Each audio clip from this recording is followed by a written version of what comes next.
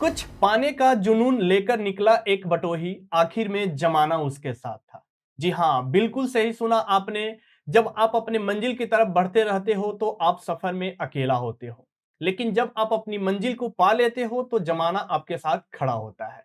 नमस्कार दोस्तों, मैं हूं कुंदन जायसवाल और बहुत बहुत स्वागत करता हूं आपका आज के सरकारी परीक्षा के इस डेली करंट अफेयर्स वाले सीरीज में, जहां हम आज भी आपके साथ डेली करंट अफेयर्स से रिलेटेड कुछ इंपॉर्टेंट एमसीक्यूज और एडिशनल इंफॉर्मेशन डिस्कस करने वाले हैं। तो कोशिश कीजिएगा कि मेरे साथ वीडियो के लास्ट तक जरूर बने रहिएगा, क्योंकि आपके एग्जाम्स के लिए कौन सवाल आपके लिए इंपॉर्टेंट हो सकते हैं ये तभी आप समझ पाओगे जब आप इस वीडियो को पूरा देखोगे। आप अगर इस वीडियो को पूरा देखते हो तो निश्चित तौर पर से आपके जो भी इंफॉर्मेशन मैं यहां डिस्कस कर रहा हूं वो आपके लिए काफी ज्यादा हेल्पफुल होगी। तो बिना देर किए वीडियो को आगे बढ़ाते हैं और देखते हैं हमारा आज का most important first question. Who has been appointed as chairman of the industry body cellular operators association of India, जिसे शॉर्ट फॉर्म में बोला जाता है COAI। उद्योग निकाय cellular operators association of India के अध्यक्ष के रूप में किसे नियुक्त किया गया है? हमारे ऑप्शन है, option A Ajay Puri, option B Pramod K Mittal, option C P Balaji या ऑप्शन डी कुमार मंगलम। सही जवाब देखते हैं। सही जवाब है option B Pramod K Mittal. जी, प्रमोद के मित्तल जी को अभी हाल ही में COAI यानी कि cellular operators association of India के चेयरमैन के रूप में नियुक्त किया गया है। और अगर हम प्रमोद के मित्तल जी की बारे में बात कर ले तो ये रिलायंस जियो इन्फोकॉम के प्रेसिडेंट भी है और इनकी जो अपॉइंटमेंट की गई है वो साल 2022 से साल 2023 के लिए की गई है, यानी कि 1 ईयर के लिए की गई है। अगर इनके हम प्रीवियस वर्क की बात कर ले कि इससे पहले ये कहाँ पे कार्यरत थे, तो ये COAI यानी कि cellular operators association of India के वाइस चेयरपर्सन पे ये कार्यरत थे। अब इन्हें जो है अपग्रेड करके उसके चेयरपर्सन के रूप में नियुक्त कर दिया गया है। मित्तल जी की बात करें तो ये इस पद को पाने के लिए अजय पुरी जी की जगह लेंगे। आगे बढ़ते हैं, देखते हैं हमारा दूसरा question. Recently former president of Sahitya Academy professor Gopi Chand Narang has passed away. He was an eminent scholar of which language? हाल ही में साहित्य अकादमी के पूर्व अध्यक्ष प्रोफेसर गोपी चंद नारंग का निधन हो गया है। वह किस भाषा के प्रख्यात विद्वान थे? हमारे ऑप्शन है, option A Urdu, option B Marathi, option C Oriya या ऑप्शन डी तमिल। जी, बात हो रही है प्रोफेसर गोपी चंद नारंग की।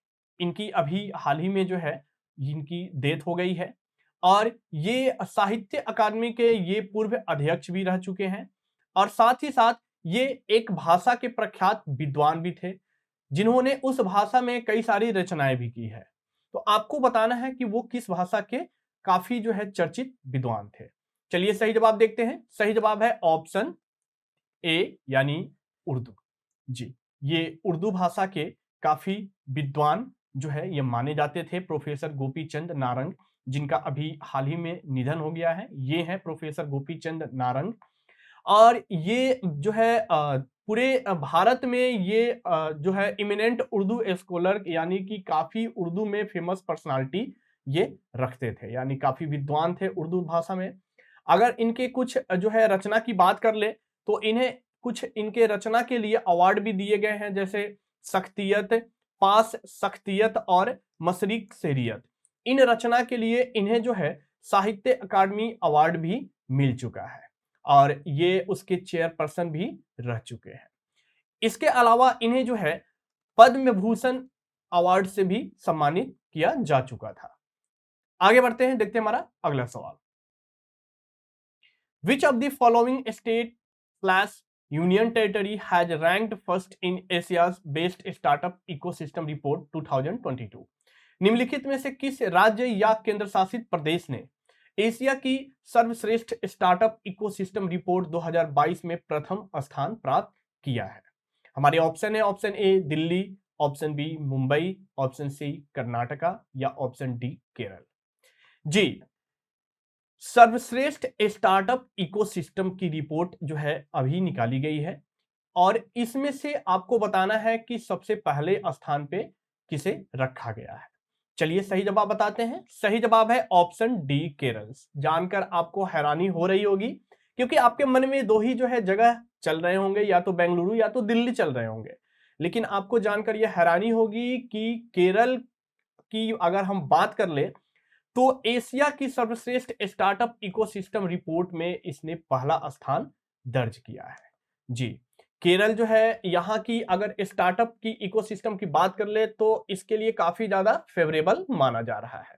और साथ ही साथ वहां के अगर हम एम्प्लॉयज की अवेलेबलिंग की बात कर ले कि वहां पे एम्प्लॉय की अवेलिंग कैसी है, मतलब वहां पे किस प्रतिशत से एम्प्लॉयज अवेलेबल रहते हैं, तो वहां बहुत लोअर कॉस्ट में भी एम्प्लॉयज वगैरह स्टार्टअप कंपनी को मिल जाते हैं।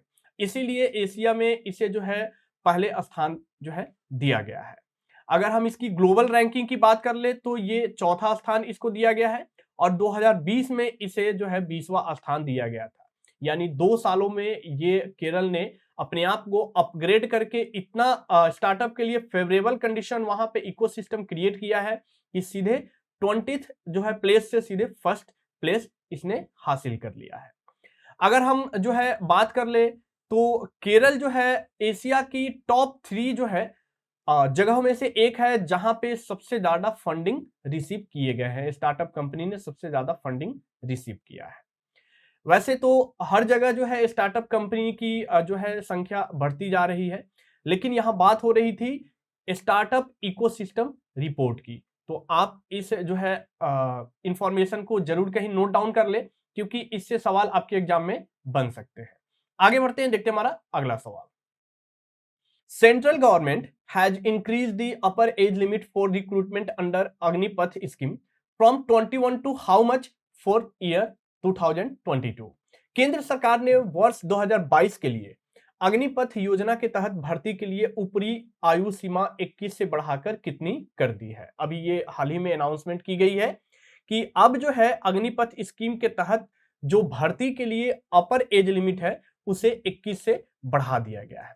अब बात वही हो रही है कि बढ़ाकर कितने साल कर दिया गया है, और वर्ष है 2022। सिर्फ 2022 के लिए ही ये अपर एज लिमिट को बढ़ाया गया है। हमारे ऑप्शन है, ऑप्शन ए 22 ईयर्स यानी कि 22 साल, ऑप्शन बी 23 ईयर्स यानी कि 23 साल, ऑप्शन सी 24 ईयर्स यानी कि 24 साल, या ऑप्शन डी 25 ईयर्स यानी कि 25 साल। चलिए सही जवाब देखते हैं। सही जवाब है ऑप्शन बी 23 ईयर्स यानी कि 23 साल। अब जो है इस साल के लिए जो अपर एज लिमिट रखा गया है अग्निपथ स्कीम के तहत अग्निवीरों के लिए, वो 21 साल से बढ़ाकर 23 साल कर दिया गया है, यानी कि 2 ईयर की एक्सटेंड की गई है। जी, और ये डिसीजन इसलिए लिया गया है क्योंकि माना गया है सरकार के द्वारा कि पिछले 2 सालों में जो है रिक्रूटमेंट नहीं हो पाई है, इसीलिए उसको मद्देनजर रखते हुए 2 साल के एज जो है इसमें अपर एज लिमिट बढ़ाए गए हैं। और इसकी मिनिमम एज लिमिट की बात करें तो 70.5 ईयर्स है। इसके बारे में और भी इंफॉर्मेशन मैंने पिछली वीडियोज में आपके साथ जो है शेयर किया था। अगर आपने पिछली जो है डेली करंट अफेयर्स की वीडियोज नहीं देखी है तो आप इस वीडियोज को कंप्लीट करने के बाद तुरंत जाके उस वीडियो को जरूर देखें, क्योंकि ये जो स्कीम लाई जा रही है केंद्र सरकार के द्वारा लाई जा रही है और आने वाले एग्जाम में इससे सवाल तो जरूर बनने हैं।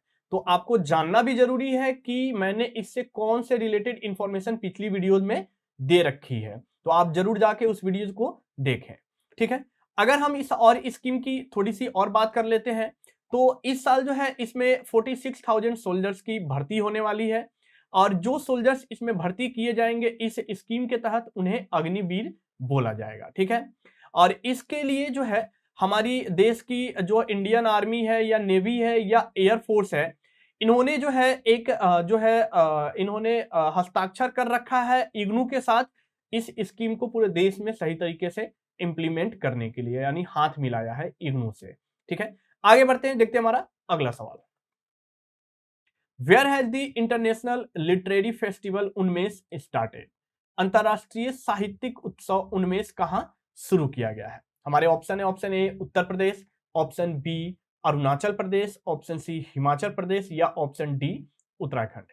चलिए सही जवाब देखते हैं। सही जवाब है ऑप्शन सी हिमाचल प्रदेश। जी, अभी हाल ही में हिमाचल प्रदेश में अंतर्राष्ट्रीय साहित्यिक उत्सव यानी कि इंटरनेशनल लिटरेरी फेस्टिवल जिसे नाम दिया गया है उन्मेष, उसका अभी आयोजन किया गया है। और ये जो इंटरनेशनल लिटरेरी फेस्टिवल का आयोजन हुआ है ये 3 दिवसीय है, यानी कि 3 दिन चलने वाला फेस्टिवल है। और ये हिमाचल प्रदेश के गैटी थिएटर यानी कि शिमला में इसका आयोजन शुरू किया गया है। और इसकी जो इनॉग्रेशन की गई है ये union minister of state for culture Arjun Ram Meghwal के द्वारा की गई है। और इसका जो मतलब कि ऑर्गेनाइजेशन किया गया है, ऑर्गेनाइज्ड किया गया है, वो यूनियन मिनिस्ट्री ऑफ कल्चर और साहित्य अकेडमी दोनों ने जो है मिलकर इसको ऑर्गेनाइज किया है। और ये 3 दिन की फेस्टिवल है जिसमें जो है 1000 से अधिक बुक से रिलेटेड या फ्रीडम मूवमेंट से रिलेटेड बुक जो है वहां पे डिस्प्ले किए जाएंगे। साथ ही साथ जो है अभी हाल ही में बुकर पुरस्कार जीतने वाली जो लेखिका है वो वहां पे जाके कुछ अपने शब्द भी जो है इस फेस्टिवल में लोगों के साथ शेयर करेंगी। तो ये काफी इंपॉर्टेंट फेस्टिवल माना जा रहा है। आगे बढ़ते हैं, देखते हैं हमारा अगला सवाल। NPCI International has signed MOU with which fintech company to accept UPI and RuPay cards in France? NPCI international ने फ्रांस में यूपीआई और रुपे कार्ड स्वीकार करने के लिए किस फिनटेक कंपनी के साथ समझौता ज्ञापन पर हस्ताक्षर किए हैं? हमारे ऑप्शन है, ऑप्शन ए कोंटो, ऑप्शन बी लैदिया, या ऑप्शन सी स्पेंडेस्क, या ऑप्शन डी लाइरा नेटवर्क। जी, अब जो है यूपीआई और रुपे कार्ड को जो है फ्रांस में भी एक्सेप्ट किया जा सकता है। इसके लिए एनपीसीआई इंटरनेशनल ने एक समझौता ज्ञापन किया है एक फिनटेक कंपनी के साथ। आपको यही बताना है कि किस फिनटेक कंपनी के साथ जो है ये समझौता हुआ है। चलिए सही जवाब देखते हैं। सही जवाब है लाइरा नेटवर्क। जी, इसके लिए लाइरा नेटवर्क के साथ जो है एनपीसीआई इंटरनेशनल ने हाथ मिलाया है।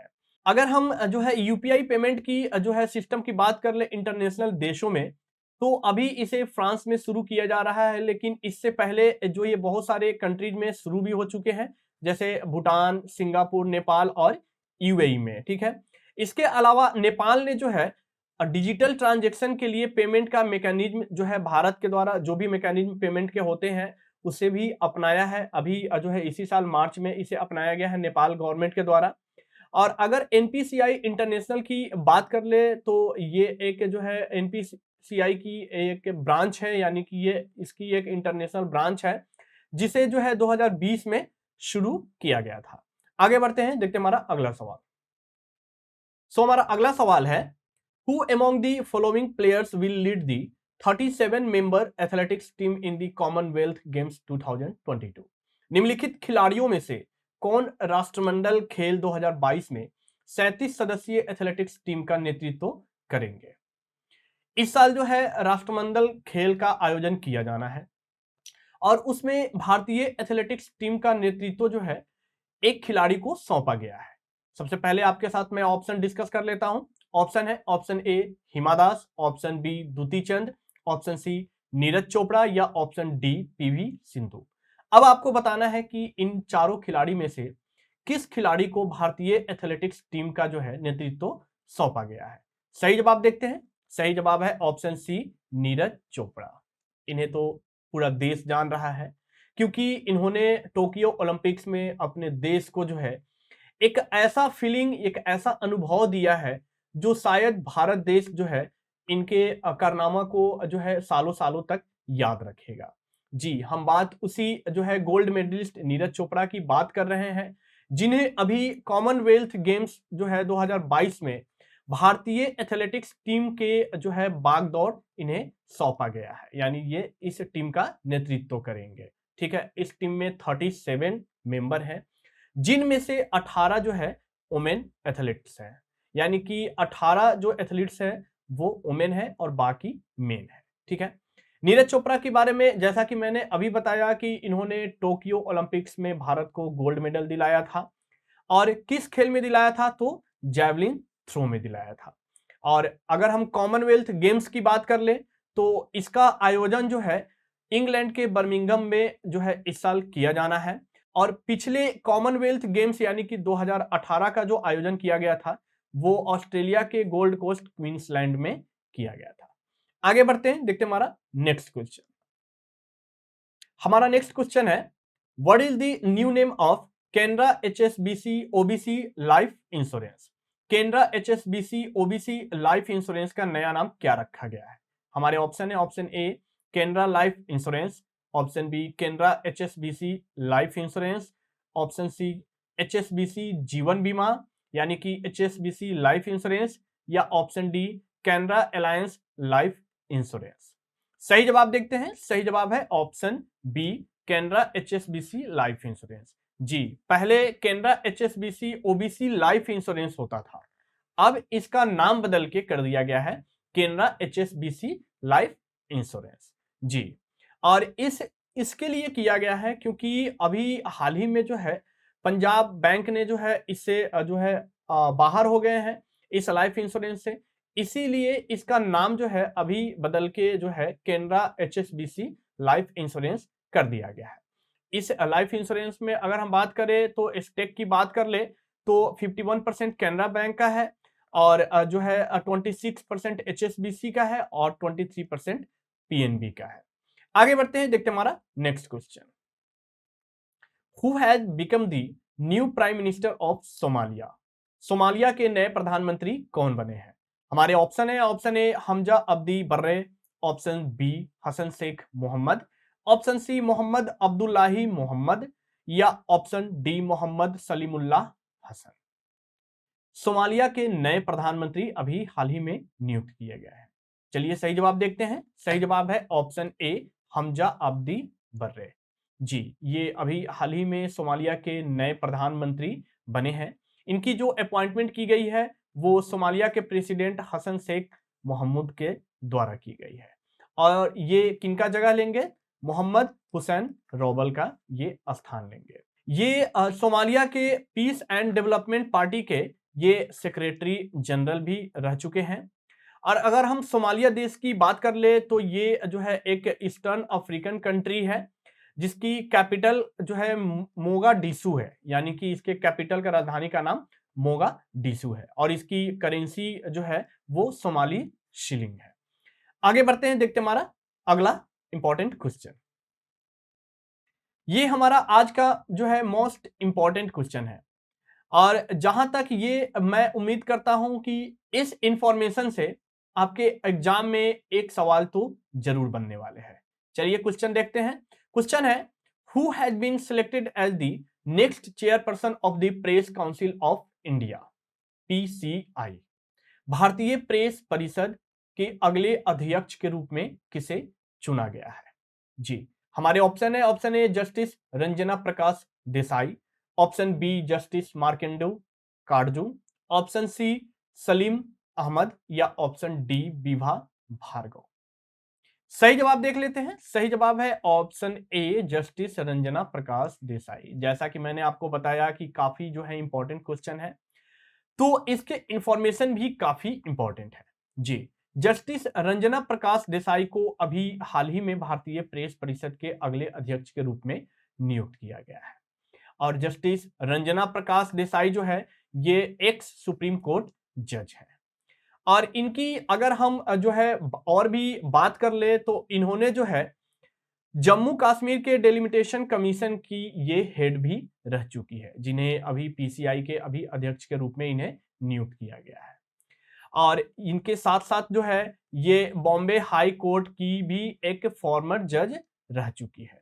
तो ये काफी जो है फेमस पर्सनालिटी है अपने आप में, जिन्हें अभी प्रेस काउंसिल ऑफ इंडिया के अध्यक्ष के रूप में नियुक्त किया गया है। अब थोड़ी बात कर लेते हैं प्रेस काउंसिल ऑफ इंडिया की। प्रेस काउंसिल ऑफ इंडिया के बारे में अगर हमें जानना है तो इसके फाउंडर के बारे में भी जानना जरूरी है। तो इसके फाउंडर है पार्लियामेंट ऑफ इंडिया, और इसे कब फाउंड किया गया था? तो 4 जुलाई 1966 को, यानी कि 1966 को इसकी स्थापना की गई थी। अब बात करते हैं कि आखिर ये है क्या। तो एक्चुअली में हमारे देश में जितने भी मीडिया एजेंसी है, प्रेस है, उसके लिए ये वॉचडॉग का काम करती है, यानी उस पे देख रेख, उस पे उसके हर एक चीजों पे नियंत्रण करने का काम जो होता है वो प्रेस काउंसिल ऑफ इंडिया के द्वारा होता है। तो काफी जो है मोस्ट इंपॉर्टेंट इस क्वेश्चन को मैं मान रहा हूं, और मैं जो है आपको जैसा कि बताया कि इससे एक सवाल आपके एग्जाम में बनने वाले हैं, तो आप कुछ जो है मोस्ट इंपॉर्टेंट इंफॉर्मेशन को कहीं नोट डाउन जरूर कर लीजिए, क्योंकि वैसे तो ये वीडियोज आपको हमारे सरकारी परीक्षा के प्लेलिस्ट में भी मिल जाएंगे, लेकिन अगर आपको क्विक रिवीजन के लिए आपको अगर इंफॉर्मेशन जो है जल्दी चाहिए होगा, तो आप जो है यहाँ से कुछ इंपॉर्टेंट इंफॉर्मेशन को जरूर एक जगह नोट डाउन करते चलिए, ताकि आप अपने एग्जाम जब भी सेंटर पे जाएं उसे एक नजर जरूर देख लें। तो दोस्तों ये थे हमारे आज के कुछ most important daily current affair से रिलेटेड एमसीक्यूज और उनसे जुड़ी कुछ एडिशनल इंफॉर्मेशन। अगर आप और भी डिटेल करंट अफेयर्स पढ़ना चाहते हैं तो आप हमारे सरकारी परीक्षा के वेबसाइट पे जरूर आ सकते हैं। वहां पे आपको डेली करंट अफेयर से रिलेटेड बहुत सारे इंफॉर्मेशन, साथ ही साथ वन लाइनर्स, वीकली न्यूज और साथ ही साथ स्टैटिक जीके भी इंफॉर्मेशन वहां पे अवेलेबल कराई जाती है। आप अपना वहां पे टेस्ट भी चेक कर सकते हो, क्विज भी लगा सकते हो, मॉक टेस्ट भी कर सकते हो, आप अपने तैयारी को वहां पे जांच परख भी सकते हो।